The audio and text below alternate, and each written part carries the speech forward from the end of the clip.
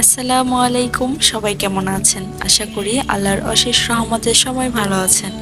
আমরাও আলহামদুলিল্লাহ ভালো আছি। চলে আসলাম বরাবরের মতো নতুন আরও একটি ব্লগ ভিডিও নিয়ে। আশা করি এই ভিডিওটিও আপনাদের কাছে খুব ভালো লাগবে। প্রতিনিয়ত আমি সাধারণত লাইফস্টাইল ব্লগ ভিডিও শেয়ার করে থাকি। আজ আমরা ঘুরতে বেরিয়েছি, তো ভাবলাম এই ভিডিওটিও আপনাদের সাথে শেয়ার করি। আজ আমরা পুরান ঢাকার লালবাগ কেল্লায় ঘুরতে এসেছি। এখানে যাবতীয় কিছু তথ্য আপনাদের সাথে শেয়ার করব। কেল্লায় প্রবেশ করার জন্য টিকিট কাটতে হয়। আমরাও টিকিট কেটে নিলাম এবং ভিতরে প্রবেশ করলাম। টিকিট সম্পর্কে আমি কিছু বলে দিই।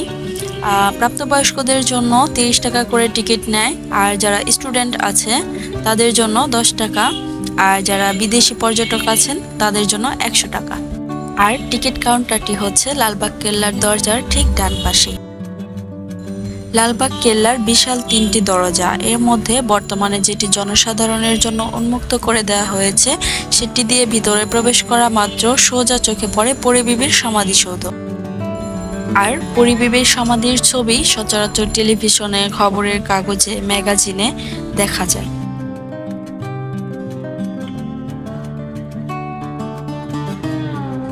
লালবাগ কেল্লা বাংলাদেশের মুঘল আমলের একমাত্র ঐতিহাসিক নিদর্শন, যাতে ব্যবহার করা হয়েছে একই সাথে মার্বেল, পাথর, কষ্টি পাথর ও রং বেরঙের টালি।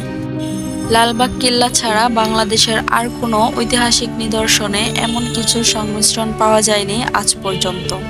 লালবাগ কেল্লার দুর্গটি প্রায় প্রতিদিন হাজারো দেশি বিদেশি দর্শনার্থীর পদচারণায় মুখরিত হয়ে থাকে। প্রথম দিকে এই দুর্গটির নাম ছিল কেল্লা আওরঙ্গাবাদ এবং পরবর্তীতে এলাকার নামের উপর ভিত্তি করে এর নাম রাখা হয় লালবাগ কেল্লা।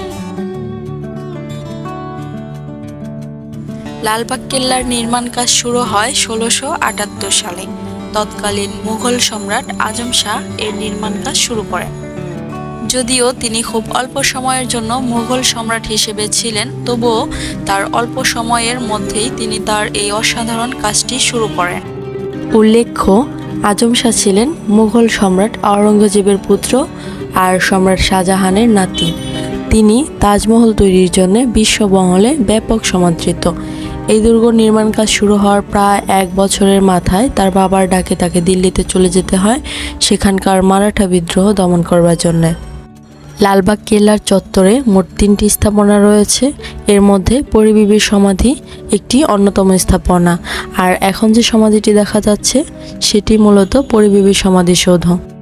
সম্রাট আজম শাহ চলে যাওয়ার প্রায় 1 বছর পর নবাব শায়েস্তা খাঁ এর নির্মাণ কাজ শুরু করেন।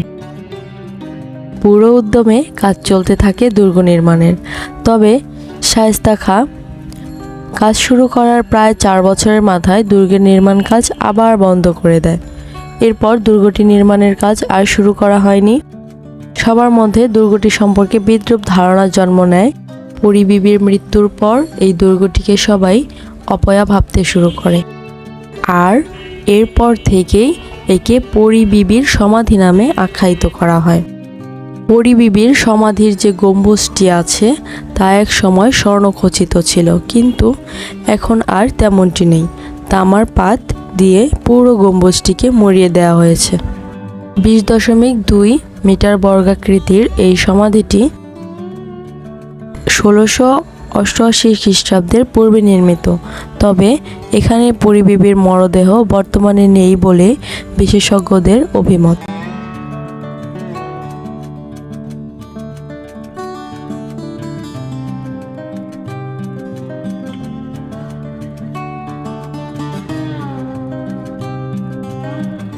গ্রীষ্মকালে লালবাগ কেল্লা সকাল 10টা থেকে সন্ধ্যা 6টা পর্যন্ত খোলা থাকে। মাঝখানে দুপুর 1টা থেকে 1টা 30 পর্যন্ত আধ ঘন্টার জন্য বন্ধ থাকে।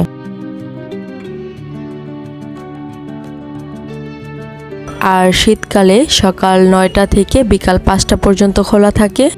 শীতকালেও দুপুর 1টা থেকে 1টা 30 পর্যন্ত বন্ধ থাকে।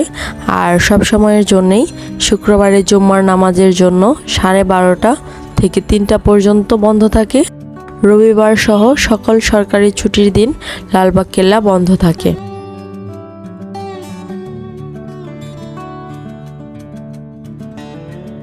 যারা অনেক দূর দূরান্ত থেকে লালবাগ কেল্লা ঘুরতে আসতে চান তাদের যাতায়াতের সুবিধার্থে বলে দেই, ঢাকার গুলিস্তান, শাহবাগ বা কার্জন হল এবং ঢাকার নিউ মার্কেট থেকে রিক্সা, সিএনজি বা ট্যাক্সি যোগে কিন্তু আপনারা লালবাগ কেল্লায় আসতে পারবেন।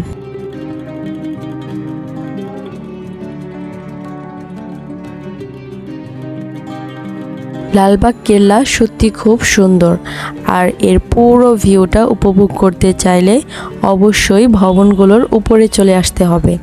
আমরাও চলে আসলাম এবং আপনাদের সাথেও শেয়ার করছি। এই তো প্রথমেই চোখে পড়ছে যে ভবনটি, এটি পরিবিবির সমাধিসৌধ, আর হাতের বাম পাশে উত্তর পশ্চিমাংশে শাহী মসজিদ, আর এই মসজিদটিও নির্মাণ করেছিলেন আজম শাহ।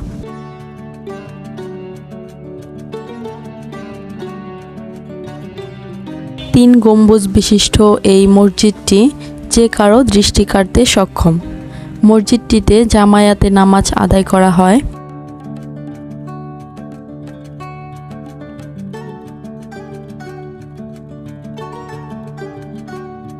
ঢাকায় এত পুরনো মসজিদ খুব কমই আছে।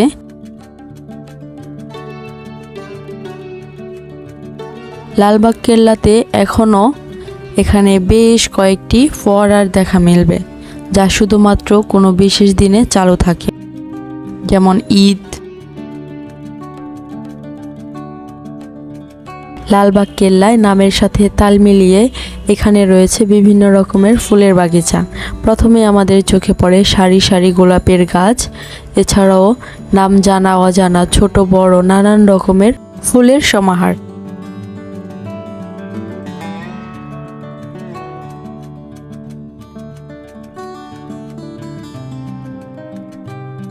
কেল্লাতে সুড়ঙ্গ পথও আছে, যা লালবাগ কেল্লার মূল আকর্ষণ।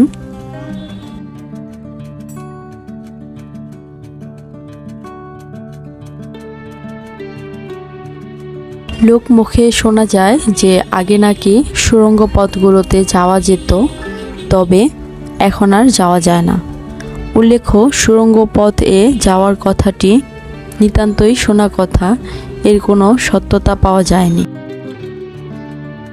লালবাগ কেল্লায় দেখার মতো অনেক কিছুই রয়েছে, তবে দর্শনার্থীদের আগ্রহ সবচেয়ে বেশি যে জিনিসটি ঘিরে তা হলো এর রহস্যময় গোপন সুড়ঙ্গ। কেল্লার এই গোপন সুড়ঙ্গটি প্রবেশ দর্শনার্থীদের জন্য সম্পূর্ণ নিষিদ্ধ, আর আমরা সবাই জানি নিষিদ্ধ জিনিসের প্রতি আকৃষ্ট হওয়া মানুষের প্রকৃতি। তেমনি এই সুড়ঙ্গ নিয়েও মানুষের কৌতূহলের যেন শেষ নেই। লোকমুখে প্রচলিত এই সুড়ঙ্গে কেউ প্রবেশ করলে সে আর ফিরে আসে না, তাই কর্তৃপক্ষের নির্দেশে সুড়ঙ্গের প্রবেশপথ বন্ধ করা হয়। মুঘলদের পতনের পর লালবাগ দুর্গ যখন সর্বসাধারণের জন্য উন্মুক্ত করে দেয়া হয়, তখন ঢাকাবাসীর সব আকর্ষণের কেন্দ্রবিন্দুতে পরিণত হয় এই সুড়ঙ্গ।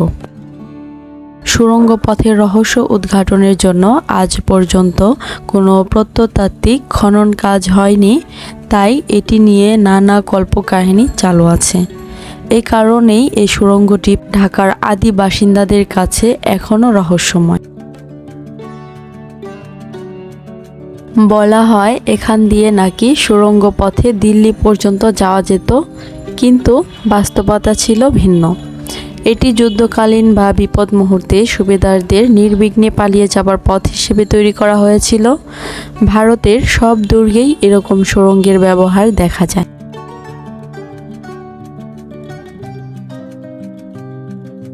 লালবাগ কেল্লায় দর্শনার্থীদের বাড়তি আকর্ষণগুলোর মধ্যে একটি হলো জাদুঘর। এটি পূর্বে গভর্নর শায়েস্তা খানের বাসস্থান হিসেবে ব্যবহার হতো। এটি একটি দ্বিতল ভবন, এতে শ্রোতা হল এবং হাম্মামও রয়েছে। কেন্দ্রীয় হলের মাঝখানে একটি শোভাময় ঝর্ণা রয়েছে। হাম্মামটি একটি গম্বুজ দ্বারা আচ্ছাদিত।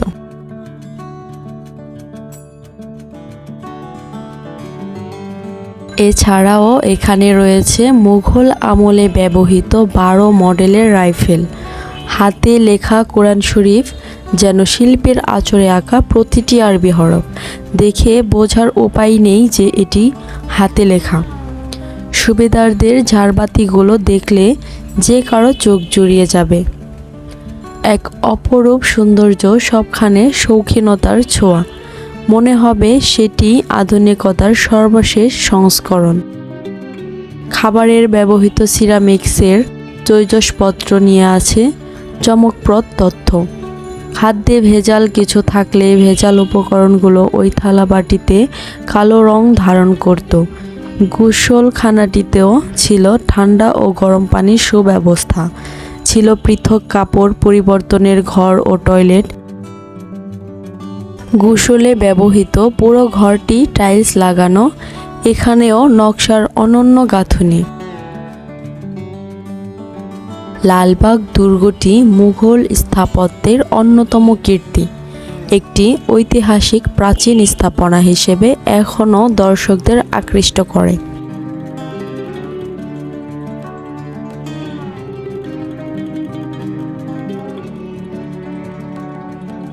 প্রতিদিন দেশ ও বিদেশের বহু দর্শক এটি দেখতে আসেন। তারা এই দুর্গটি নির্মাণ শৈলী ও কারুকার্য দেখে মুগ্ধ হন।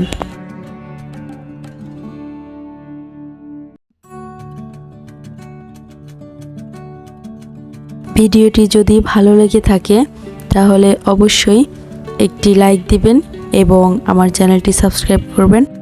পাশে থাকা বেল বাটনটি প্রেস করে দিবেন, এতে করে নতুন কোনো ভিডিও আপলোড করা মাত্রই আপনি দেখে নিতে পারবেন। বিদায় নিচ্ছি আজ এখানেই। সে পর্যন্ত সবাই ভালো থাকবেন, সুস্থ থাকবেন। আর হ্যাঁ, অবশ্যই আমার চ্যানেলটির পাশে থাকবেন। ফিরে আসবো নতুন আরো কোনো ব্লগ ভিডিও নিয়ে। ভিডিওটি কেমন লাগলো অবশ্যই কমেন্ট করে জানাবেন। আল্লাহ হাফিজ, আসসালামু আলাইকুম।